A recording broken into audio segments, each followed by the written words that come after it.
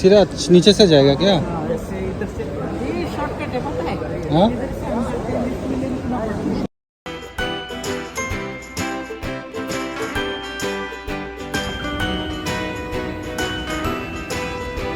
এখন আমরা এই রুমে যাচ্ছি। এখন দোকান বন্ধ হয়ে গেছে।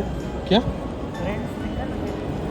এই দেখতে পাচ্ছি এখানে কত ধরনের ব্র্যান্ডস আছে।